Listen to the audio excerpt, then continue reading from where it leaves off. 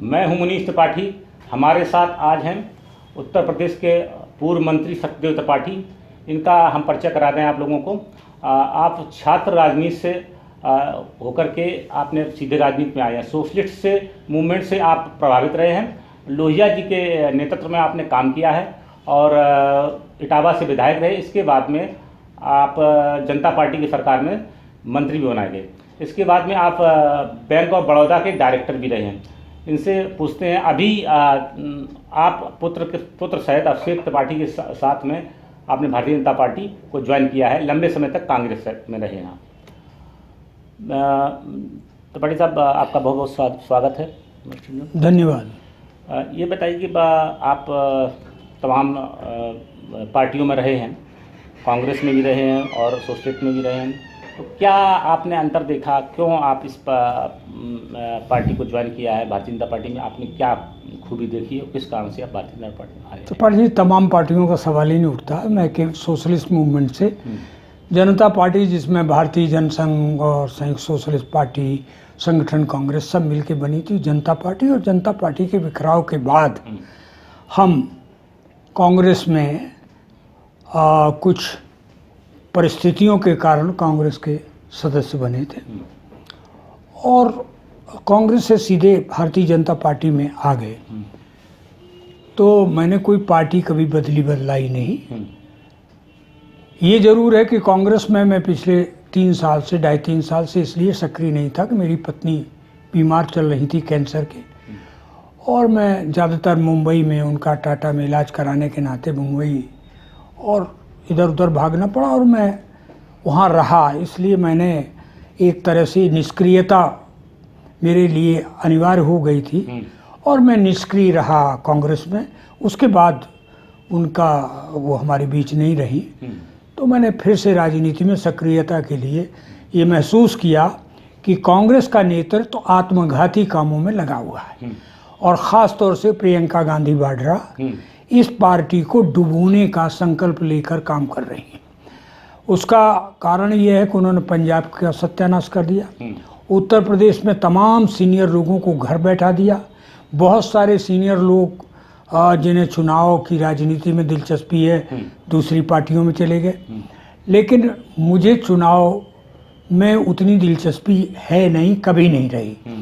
ये दूसरी बात है कि विधानसभा लोकसभा का मंच जन सेवा का बड़ा मंच हुआ करता है, लेकिन दुर्भाग्य यह है कि पिछले 3 दशकों से इस प्रदेश में जाति की राजनीति और भ्रष्टाचार हावी हो गया था। लेकिन विगत 5 वर्षों में ये जो योगी जी के नेतृत्व की प्रदेश सरकार बनी, निश्चित ही इसने फिर से गाड़ी को पटरी पर लाने की कोशिश की और एक ईमानदारी की सरकार चलाई, एक कार्यनिष्ठ होकर विकास के उन तमाम आयामों को आगे बढ़ाया जो आम आदमी के लिए जरूरी था। इसलिए मैं योगी जी से मुख्यतः और भारतीय जनता पार्टी और प्रधानमंत्री के जन कल्याणकारी नीतियों से प्रभावित होकर इस पार्टी का सदस्य बना। नहीं, आपने जैसे कहा कि कांग्रेस का सत्यानाश इन्होंने कर दिया, आपने वाड्रा का नाम लिया और बताया आपने, आप ये मतलब सत्यानाश हो गया इसके कारण से बीजेपी में आए हैं कि और मैं ये मानता हूँ, मतलब वहाँ कुछ बचा नहीं इसलिए आए? नहीं, वहाँ चाहे कुछ भी बचा रहता, लेकिन जो बुनियादी सिद्धांत थे, समता और संपन्नता, जो बुनियादी सिद्धांत थे, लोकतंत्र, इनर पार्टी डेमोक्रेसी, बहस, इन सारी चीज़ों का रोक देना। ऐसे तो वो 5-6 सूबों में भी सरकार है उनकी, अपने को सबसे बड़ा विपक्षी दल भी मानते हैं, मैं ये नहीं कहता हूँ, लेकिन इन्होंने उत्तर प्रदेश की पार्टी को और कई सूबों की पार्टी को पूरी तरह से जब संवादहीनता कर दी, तानाशाही रवैया अख्तियार कर लिया, तो बहुत सारे लोगों को ये पार्टी छोड़नी। लोग विपक्षी दल के जब आप शामिल हुए तमाम चर्चाएं होती हैं और विपक्षी दल के नेताओं कह रहे हैं कि आप पॉलिटिकल रोजगार के लिए अपने बेटे को प्रस्थापित करने के लिए इस पार्टी में आए हैं। ऐसा मतलब आप इस संबंध में क्या कहेंगे? हाँ। ऐसे लोग कहते हैं और चर्चाएँ होती हैं, तो वो चर्चा को मैं आपसे शेयर कर रहा हूँ। नहीं, आप लोगों का काम है कहना, कुछ तो लोग कहेंगे और वो लोग कह रहे हैं जो पेट में भी बच्चा नहीं होता है उसको भी कुछ न कुछ पद दे देते हैं। जिन्होंने समाजवाद की जगह सैफईवाद चला दिया, उनको कहने का क्या हक। और मायावती की तो दुकान है, उस दुकान पर हम क्या प्रतिक्रिया व्यक्त करें। अगर उनसे जुड़ा कोई कहता है तो उससे ज़्यादा घटिया कोई भी नहीं होगा। तो अब बचा कौन विपक्ष में। मैं बिल्कुल निश्चित राय का हूँ त्रिपाठी जी कि पिछले 15 बरस से इस देश में कोई विपक्ष नाम की पार्टी नहीं है, बल्कि दो पक्ष हैं, एक सत्ता पक्ष और दूसरा सत्ता आकांक्षी पक्ष। तो ये सत्ता आकांक्षी क्या बोल रहे हैं, इस पर प्रतिक्रिया व्यक्त करके मैं समय नष्ट नहीं करूंगा।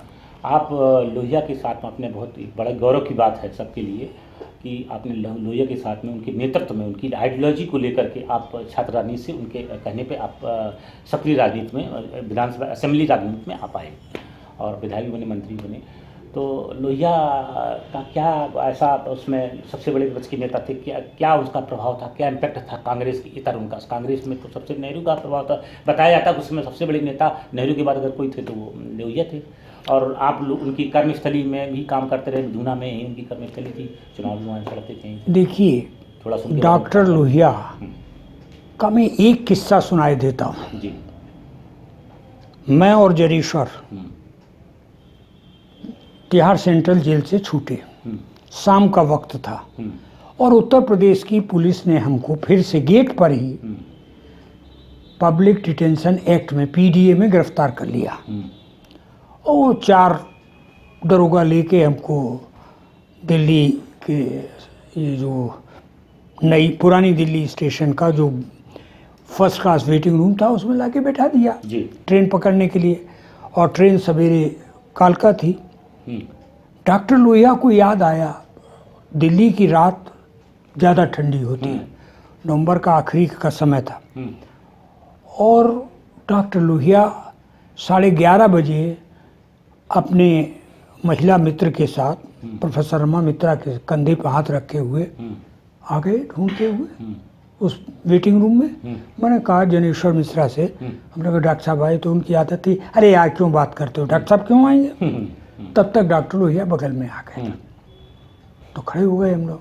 हमने कहा डॉक्टर साहब इस सर्दी में आप, तो उन्होंने कहा कि देखो तुम वेजिटेरियन हो, तुम्हारे लिए तो ये मैं वेजिटेरियन लाया हूँ और ये मुर्गा खाता है, इसके लिए मोती महल से मुर्गा लाया जनेश्वर के लिए। अच्छा। तुम दोनों भूखे आए थे, मुझे ये याद आ गया तो मैंने रमा से कहा कि चलो। तो जो कार्यकर्ता को मतलब लंच पैकेट लेके खुद आए वो ट्रेन में, जब उनको याद आ गया आप यही। हाँ, डिनर पैकेट। डिनर। जब वो एक पिता का संरक्षण देते थे कार्यकर्ता को जी। मेरी गिरफ्तारी पर लोकसभा में लोहिया खंड 11 इस समय किताब नहीं तो मैं तो आपको फोटो कॉपी दे देता। उन्होंने बाकायदे गिरफ्तारी पर 26 मिनट का भाषण किया है और जो लोकसभा में लोहिया भाग 11 में छपा है कि सत्यदेव। हाँ अच्छा, नहीं ये भोजन वाली नहीं, गिरफ्तारी वाली। और नौजवानों के साथ कैसे नेहरू सरकार तमाशा कर रही है, इस पे पूरा उनका भाषण है। और नौजवानों को के नेतृत्व को दबाना नहीं चाहिए, यही उसका सार है। तो डॉक्टर लोहिया में वो खूबियाँ थी, वो बहस का मौका देते थे, वो बात सुनते थे और एक पिता की तरह स्नेह भी देते थे। उन्हें ये ध्यान रहता था कि कार्यकर्ता की इस समय क्या होती। वो नास्तिक थे यद्यपि, लेकिन वो रामकृष्ण को नहीं, रामकृष्ण और शिव मतलब नहीं, वो दूसरे रूप में रामकृष्ण और शिव को, इस पर तो उन्होंने बाकायदे बहुत बड़ा पैम्फलेट लिखा। और जो लोग आज ये कह रहे हैं कि सत्यदेव त्रिपाठी भाजपा में चले गए, उनको मैं याद दिलाने के लिए आपके माध्यम से कहना चाहता हूँ कि डॉक्टर लोहिया को आरएसएस के सरसंघ चालक ने मथुरा के शिविर में खाने पे बुलाया। श्री अब्बास अली संयुक्त सोशलिस्ट पार्टी उत्तर प्रदेश के जनरल सेक्रेटरी थे, हमारे यहाँ अध्यक्ष नहीं होता तो और मैं SYS का जनरल सेक्रेटरी था उत्तर प्रदेश का। तो डॉक्टर लोहिया ने कहा कि हम आएंगे लेकिन हमारे साथी हमारे साथ होंगे। हम लोग जीप से गए और बाकायदे आरएसएस के उस कैंप में डॉक्टर लोहिया ने बैठ के भोजन किया। ये गुरु गोलवलकर थे आपके उस समय, और मैं भी था और हाँ, एक शर्त उन्होंने रखी, देखिए मेरे साथ तो मुस्लिम भी आएगा क्योंकि हमारा नेता है वो। तो अब्बास अली, ये अब्बास अली की किताब में छपा है, कुर्बान अली ने जो किताब अपने पिता की उसमें छापी। तो डॉक्टर लोहिया कहते थे कि कहीं ना कहीं राष्ट्र के प्रति समर्पण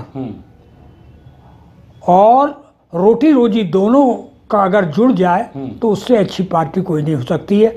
असल में आप लोग केवल राष्ट्रीयता तक जुड़े हो, कोशिश करो कि रोटी रोजी से भी जुड़ जाओ। ये उनसे गुलबर्ग के हाँ, तात्कालिक उन्होंने कहा कि मुझे आपका अनुशासन पसंद आया, मुझे आपका कार्यक्रम पसंद आया, लेकिन आप लोग ये जो रोटी रोजी के सवालों को छोड़ के केवल हाँ। तो गुरुजी ने क्या कहा? उन्होंने हंस के कहा कि अच्छा, मैं विचार करूंगा। मैं विचार करूंगा। अच्छा, ये मुलायम सिंह अपने आप को लोहियावादी जो बताते हैं और लोहियावाद के प्रचार को लेकर, उनकी विचारधारा को लेकर के कहते हैं, ऐसा बताया जाता है, ऐसी चर्चा है, ऐसे में जानकारी ये सही कि नहीं है ये तो आप ही बताएंगे कि लोहिया जी को आपने ही विधुना में मुलायम सिंह को लोहिया जी से आपने ही मिलाया था, क्या ऐसा है कुछ? इस तरह की चर्चाएँ हैं क्या? चर्चा में डॉक्टर लोहिया के एक भी सिद्धांत का मुलायम सिंह अगर अनुसरण करने लगे तो मैं राजनीति छोड़ दूं। झूठ बोलता है, और इसलिए झूठ बोलता है कि वो समाजवाद की दुकान चला रहा है। डॉक्टर लोहिया ने लगातार परिवार पर हमला किया, और मैंने पूछा एक दिन डॉक्टर साहब से जेल में, मैंने कहा डॉक्टर साहब आप तो आनंद भवन में विदेश विभाग के इंचार्ज जनरल सेक्रेटरी रह के नेहरू के साथ काम कर चुके हैं, फिर आप इतना नाराज क्यों नेहरू पंडित आप बोलते हैं? तो उन्होंने कहा मुझे खुशी होती कि ये अपने मरने के बाद अगर इसकी बेटी कुछ भी करती तो मुझे कोई परेशानी नहीं होती, लेकिन अपने इसने जीवन काल में मैनिपुलेट करा के उसको कांग्रेस का अध्यक्ष बना दिया। इंदिरा गांधी को कांग्रेस का अध्यक्ष जवाहरलाल जी ने बनवाया। इसलिए इतना घटिया परिवारवाद, इसकी नकल में छुटभइये इस देश की राजनीति को खराब कर देंगे, इसलिए मैं इसका विरोध करता हूँ। वही हुआ आगे चल के? निश्चित। नहीं, मैं ये दूसरी बात कह रहा हूँ कि उसका जो मुलाकात थी, उस मुलाकात की जो कहानी है, क्या 1967 में डॉक्टर लोहिया का अंतिम दौरा था अपने लोकसभा क्षेत्र का जी। कन्नौज से हम लोग आए थे, और विधानसभा विधुना उनका क्षेत्र का आखिरी था। डाक बंगले में सारे लोग, वो यहाँ इटावा से 7 में से 6 विधायक चुने गए, रामादास शास्त्री और सारे लोग लाइन में खड़े थे। तो ठीक से बात नहीं कर पा रहे थे, कमांडर अर्जुन सिंह भदौरिया इसको पसंद नहीं करते थे, तो ये हमारे पास आए कि मैं डॉक्टर साहब से अलग बात करना चाहता हूँ। तब एमएलए थे मुलायम? हाँ, एमएलए हो गए।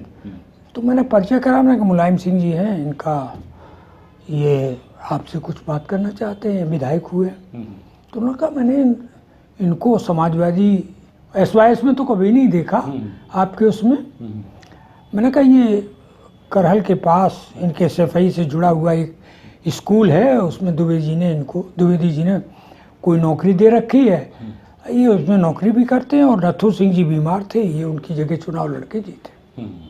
तो उन्होंने पीठ ठोकी और कहा काम मजबूती से करना। उसके बाद में कितने दिन बाद उसकी मृत्यु हो गई?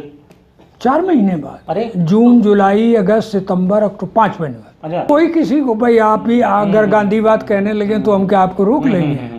मतलब इतना इनका टेन्योर था, मतलब कोई मूवमेंट में लोहिया जी के किसी बड़े आंदोलन की, चाहे गोवा का आंदोलन रहा हो, चाहे और भी आंदोलन, अरे मूवमेंट में, अरे गोवा का आंदोलन छोड़ दो, हम लोग तो स्टूडेंट मूवमेंट में उनके साथ जेल गए। नहीं, मुलायम सिंह की बात कर रहे हैं। नहीं, इसीलिए मैं कहता हूँ ये तो किसी आंदोलन की नौबत ही नहीं आई, डॉक्टर लोहिया चले गए, दुनिया से ही चले गए। अब देखिए, मतलब अयोध्या का मसला सुलझ गया पाया सुप्रीम कोर्ट, और काशी को उन्होंने बहुत दिव्य बना दिया है मोदी जी ने, और उसको मंदिर का भी विस्तार बहुत कॉरिडोर बना करके कर दिया है। जो धार्मिक आस्था का जहाँ तक प्रश्न था, वो जो हिंदुओं की प्रतिष्ठित धार्मिक आस्था थी, जो क्वालिटी हुई थी बहुत पहले, और हो भी रही थी तुष्टिकरण के कारण, जैसी ऐसा। तो मथुरा की भी अब लोग बात कर रहे हैं, तो मथुरा का क्या, वो भी एक आराध्य है जैसे कि लोहिया की भी आराध्य। मनीष जी, मैं बड़ी विनम्र निवेदन करूँगा, मैं जिस परिवार में पैदा हुआ हूँ, ये दिव्यापुर से 2-2.5 किलोमीटर दूर है ग्राम बैहारी, बिहारी न्यामतपुर ब्यारीपुर नहीं, ग्राम बैहारी। न्यामतपुर बैहारी, जी ये भाग्यनगर से ठीक सामने है। बिल्कुल बिल्कुल। आप किसी भी बुजुर्ग से पूछ लीजिए, हम्म, पिछले माने मेरे पिताजी ने मृत्यु के 30 साल पहले से हम्म, वो घर से पैदल निकलते थे नहा के, और वो जो पक्का ताल है पपूंद का, उसके बगल में महावीर का मंदिर है, उस महावीर के मंदिर पे उनका समय बीतता था। तो मैं तो एक आस्थावान परिवार का हूँ, बिल्कुल आप और उस आस्था हमारी रामकृष्ण से, ये हमारे सभी पूज्य हैं। अब उस पर तो जो निर्णय योगी जी करेंगे हम उसके साथ हैं। अच्छा, नहीं व्यक्तिगत आप तो मैं व्यक्तिगत आस्था नहीं, मैं व्यक्तिगत कोई प्रतिक्रिया इसलिए नहीं करूंगा कि मैं पूरी तरह से, मैंने योगी जी को वचन दिया, योगी जी के साथ हैं। हाँ मैं योगी जी जो भी करेंगे मैं उनके करेंगे, साथ। उनके साथ रहेंगे। नहीं। हम जी बिल्कुल। तो ये जो चुनाव का प्रदर्शन बिल्कुल निकट आ गए हैं, तो आप कितने नंबर आप भाजपा को नई अपनी जो ज्वाइन की पार्टी है उसमें भाजपा की सरकार बनेगी और योगी जी मुख्यमंत्री होंगे। कितने नंबर आप, अच्छा पहले के नंबर क्या आंकड़ा पहले से बढ़ने चाहिए, अच्छा क्योंकि जितना काम मोदी जी और योगी जी ने मिलके किया है, आखिर तो जन कल्याण के काम का कोई तो हिसाब होता ही है जनता के बीच। तो मुझे तो उम्मीद है कि भाई सीटें बढ़ेंगी। समाजवादी पार्टी को क्या अंक देंगे आप, क्या समाजवादी पार्टी बसपा कोई समाजवादी पार्टी नहीं है, सैफईवादी पार्टी है। उस सैफईवादी पार्टी की 2-4 सीटें इधर उधर बढ़ भी जाएं तो कोई बहुत फर्क नहीं पड़ने वाला है।